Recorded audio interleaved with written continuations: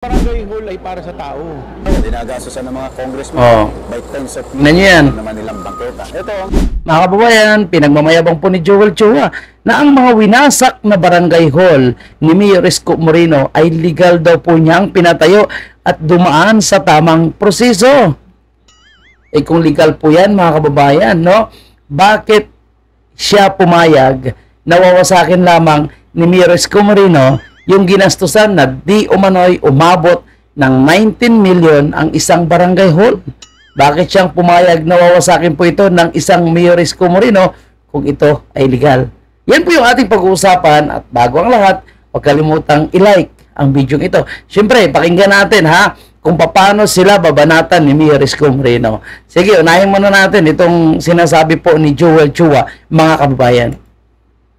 Hayag ni Manila 3rd District Representative Joel Chua ang pagkakadawit sa issue ng ginibang barangay hall ng Barangay 313, Santa Cruz, Maynila noong July 9. Unang-una ito, dumaan naman to sa lahat ng proseso. So, tayo naman, pinararating lamang natin sa mga tamang ahensya ng gobyerno, yung mga request natin ng ating mga constituents. Dito Alam niyo mga kababayan po natin, hindi mo kailangan maging abogado, hindi mo kailangan maging alagad ng batas, no? Para makita mo na talagang illegal, lantara na illegal yung pagpapatayo ni Joel Chua. At kung yan ang sinasabi niya, pinaparating niya lamang, no? O baga, binibigyan niya lang ng serbisyo yung mga constituent niya, yung mga nasasakupan niya. Eh, ikaw mismo na taga gawa ng batas, alam mong illegal na ipapatayo, papayag ka. 'Di ba? Kasi mayroong biddings yan, mayroong mga plano kung saan ipapatayo, kasi ipipresent sa'yo yan, bigyan mo ng budget kung magkano hinihingi. Tapos kung nakikita mong illegal, ipipilit mo ba yan? At palagay mo, no?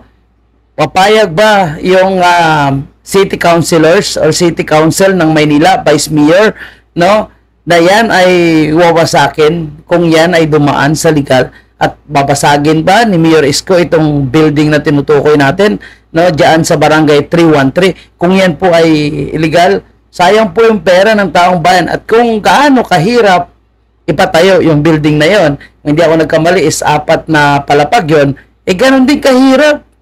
No, kung paano ito wawasakin, nakita natin kung gaanong buwis buhay na winawasak ng mga trabahante, yung miyembro ng demolition team, yung barangay na yon. At ang kapal ng mukha nitong si Chihuahua, ha, may nakatatak pa, no, na pangalan niya. Walang mukha talaga, tapos sabihin mo legal. Giniit ni Chua na itinayo ito para sa kapakanan ng mga residente, lalo na ng mga senior citizen. Kapakanan ng mga residente, senior citizen, butya yung mga naglalakad nga sa gilid ng bangketa, wala na pong malalakaran. Kasi pinatayuan na ng building. Yung purpose nun is para lakaran, kaya nga footwalk, sidewalk eh. Di ba? Ipinatayuan mo ng building, secured ba yun para sa mga tao? So, ang atin lang naman, sana kung may ganitong, kasi sa Manila talaga, wala naman eksaktong lupa na eh. Di ba? Eh, syempre tayo, lahat naman ng mga barangay, gusto natin bigyan ng maayos. In fact, ito nga, meron nga po itong senior citizen na area para yung mga senior citizen ay maging maayos, hindi mahihirapan na nandoon nabibilad sa araw. Aniya, ito ay isang pansamantalang istruktura na dating container van lamang na nilagyan ng pasilidad upang matugunan ang pangangailangan ng komunidad.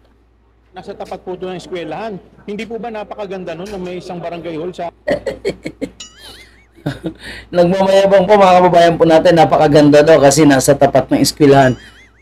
Di ba, isinara nga po nila yung gate ng ng eskwelahan dahil sa building na yan. Pambukas yung pintuan, bang. Di ba? O ngayon, ito lang mga kababayan natin. Kung sinasabi niyang legal yung pagpapatayo ng building na yan, bakit pumayag siya na sirain ni Mayor Isko?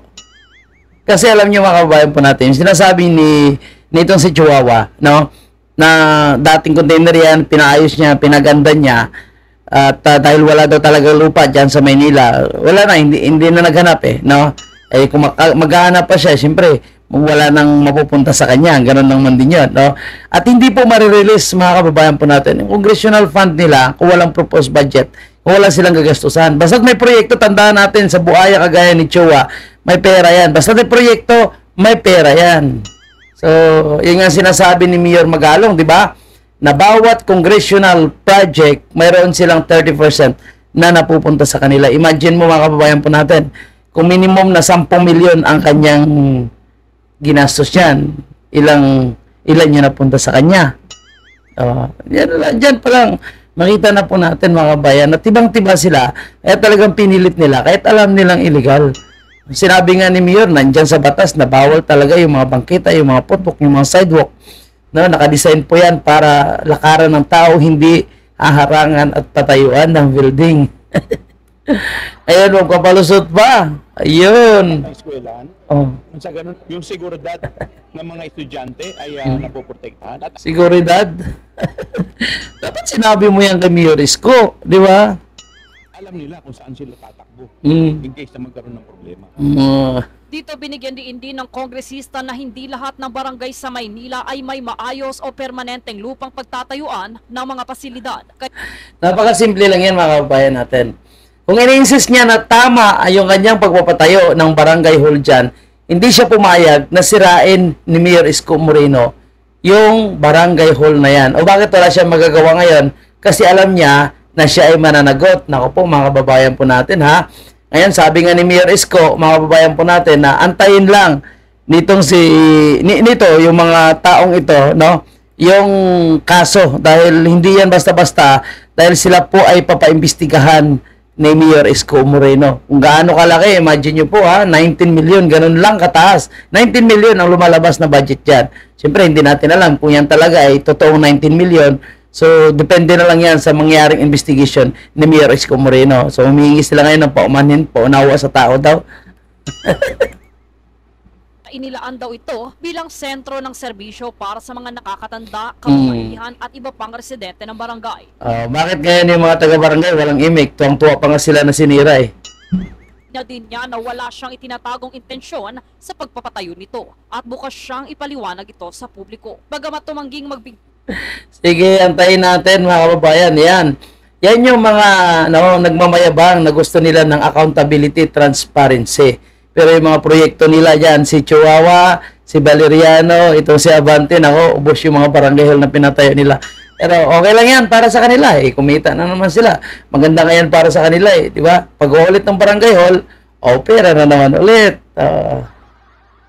gaya ng pahayag ukol sa pambabatiko sa nasabing proyekto, pinabatid niyang sana'y maunawaan ng publiko ang sitwasyon sa lungsod pagdating sa limitasyon ng lupaing pampubliko. Ang barangay hall ay para sa tao.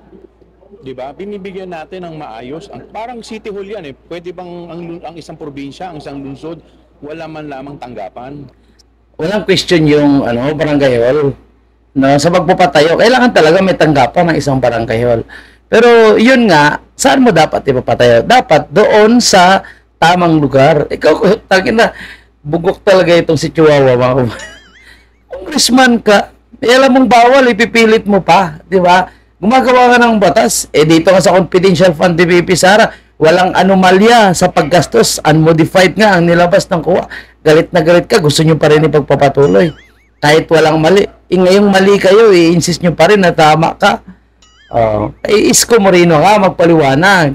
Sa huli, nananawagan siya ng pagkakaisa at pag-unawa mula sa mga mamamayan habang inaayos ang mga serbisyo sa barangay. Nako, ito pakinggan nyo mga kababayan po natin. Ha? Galit na galit si Mayor Isko dyan. Tingnan nyo po mga kababayan natin yung building na yan. Tingnan nyo. Palagay nyo, ipapabasag ni Mayor Isko yan kung legal yan. Buwis buhay ang pagbasag. Nakikita ko yan. Pinuntahan natin yan, mga kababayan. Dinalaw natin yung area na yan. Nakita natin kung kaano kahirap nila sirain yung area na yan. Buwis buhay. Hanggang ngayon, hindi pa natapos yan. Mahigit isang linggo na po na binabakpak po ng mga demolition team ng Maynila. Lulungkot lang ako, dinagastosan ng mga congressman. May tens of Tingnan nyo yan. naman nilang bangketa. Ito ang masakit dito. Ito ewan ko, sana may mga taxpayer na to pursue this. No? Pintuan mismo ng eskwela, nilagyan. Pagmamayabang niya, maganda daw kasi nasa tabi ng eskwelahan, sa tapat ng eskwelahan. Pucha, pintuan ng eskwelahan, pinasara. Para lang ipatayo yung building niya na yan, para umita lang. Ayun, drama mo, Chua. Bisto ka. Barangay hall. Tapos, nilalagyan barangay hall, tinakpan pa yung buong eskwela. Ayan, o, kita mo ka. Di ba? Pag mamayabang mo ha, tinakpo mo yung barangay. Level ng eskwela. Pag chinek mo. Mali po yan. Bangketa, hindi nga madaanan. Alam mo saan dumadaan yan sa gate, yung bata? Pag binuksan yung gate, doon sila sa ilalim ng barangay hall. Tapos, nagmamayabang pa, legal daw. Parang naging kuweba. Naging kuweba. Yung mga barangay dyan, maglupit-lupit na kayo. Nako. Tuloy-tuloy na yan. No, binalaan na kayo ni Isko dyan. Dapat itong mga kongresista na itong nagpatayo ng mga illegal na mga barangayol, dapat sila na mismo magpasira. Kanina nga, may pinapuntahan tayo. Wala na naman building permit. Nako. Nagpapagawa ng basketball court. Nako, kanino kaya project yan? Ang ina, bakit chihuahua na naman yan, mga kababayan? Multipurpose building. Katabi, easement. Tingnan ninyo. Tingnan natin mga kababayan. Sinisita natin yung mga nakatira sa gilid ng ilog na squatter. Gusto natin palayasin. O dahil easement ang ilog. Pero gobyerno mismo, national government mismo, through congressman, yung easement ginawang basketball court at multipurpose. Nung inspection kanina, walang building permit. Nako po, mga babayan natin. Baka kay Chihuahua yan, kay Valeriana na naman yan. Kasi yun ang mga mahilig nga po, kunwari mag-imbestiga sa mga anomalya ng ibang ahensya ng gobyerno. Pero mismo, yung mga makakapal na muka nito si Chihuahua, sila pala yung may mga anomalya ngayon dyan sa Maynila. Nagtaka nga ako, bakit nanalo pa ito, no? Tapos yung isa pa, itong si Bini Abante, talo na, pinanalo pa. Ibang klase po ngayon ang nakaupo sa gobyernong ito. At kung napapansin nyo ngayon, no, yung mga proyekto ng nakaraang administration, no, gusto nilang sirain. Tingnan mo yung Dolomite Beach. Ang ganda, no, daming namamasyal dyan. Wala namang reklamo sa loob ng 3 taon, no. Ngayon, sinasabi nila dahil wala po silang ma-implement na flood control, hindi nila ma-implement yung mga proyekto nila, sinisisi nila na yung problema daw ng baha ay ang Dolomite Beach. So kaya kailangan imbestigahan ng isang kongresista. O ayan, malamang sila na naman ito, pasok na naman sa TRICOM, pasok sa Quadcom na naman. Lustay ng pera ng bayan. Ang daming problema na dapat solusyonan. Flood control dapat nila imbestigahan itong si Chihuahua, di ba? Pero tahimik po sila. Iba ka nga naman yung flood control para sa Manila. Iba ka nakinabang din yan. Ako, umanda kayo pagdating talaga ng oras ng paniningil. Ito, buti na lang sa Manila, maaga po naniningil itong si Mayor Isko. Kaya good job dyan kay Mayor Isko. Sa mga taga Manila, ayan, may magandang gobyerno na naman kayo. May magandang mayor na naman kayo. Buhay na naman yung negosyo ngayon, no? Dahil, ayan, inayos na naman kayo, maganda na naman yung imahe ng Maynila ngayon. Yung hindi lang nagpapaganda sa imahe ng Maynila, itong mga kongresista ng mga buaya, kawatan na nandyan sa inyong mga distrito.